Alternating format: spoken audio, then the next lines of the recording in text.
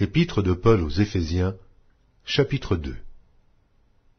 Vous étiez morts par vos offenses et par vos péchés, dans lesquels vous marchiez autrefois, selon le train de ce monde, selon le prince de la puissance de l'air, de l'esprit qui agit maintenant dans les fils de la rébellion.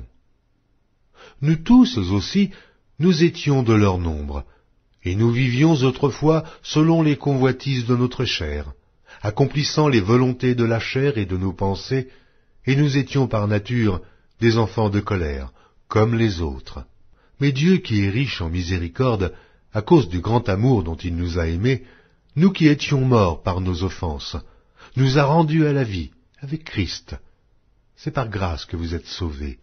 Il nous a ressuscités ensemble, et nous a fait asseoir ensemble dans les lieux célestes en Jésus-Christ, afin de montrer dans les siècles à venir l'infinie richesse de sa grâce, par sa bonté envers nous, en Jésus-Christ. Car c'est par la grâce que vous êtes sauvés, par le moyen de la foi, et cela ne vient pas de vous, c'est le don de Dieu. Ce n'est point par les œuvres, afin que personne ne se glorifie. Car nous sommes son ouvrage, ayant été créés en Jésus-Christ pour de bonnes œuvres que Dieu a préparées d'avance, afin que nous les pratiquions. C'est pourquoi, vous autrefois païens dans la chair, appelés incirconcis par ceux qu'on appelle circoncis, et qui le sont en la chair, par la main de l'homme, souvenez-vous que vous étiez en ce temps-là, sans Christ, privés du droit de cité en Israël, étrangers aux alliances de la promesse, sans espérance et sans Dieu dans le monde.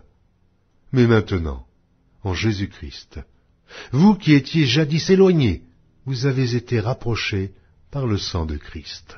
Car il est notre paix, lui qui des deux n'en a fait qu'un, et qui a renversé le mur de séparation, l'inimitié, ayant anéanti par sa chair les lois des ordonnances dans ses prescriptions, afin de créer en lui-même avec les deux un seul homme nouveau, en établissant la paix, et de les réconcilier l'un et l'autre en un seul corps, avec Dieu par la croix, en détruisant par elle l'inimitié. Il est venu annoncer la paix à vous qui étiez loin, et la paix à ceux qui étaient près, car par lui, nous avons les uns et les autres accès auprès du Père, dans un même esprit. Ainsi donc, vous n'êtes plus des étrangers, ni des gens du dehors, mais vous êtes concitoyens des saints, gens de la maison de Dieu. Vous avez été édifiés sur le fondement des apôtres et des prophètes, Jésus-Christ lui-même étant la pierre angulaire. En lui, tout l'édifice bien coordonné s'élève pour être un temple saint dans le Seigneur. En lui, vous êtes aussi édifiés pour être une habitation de Dieu, en esprit.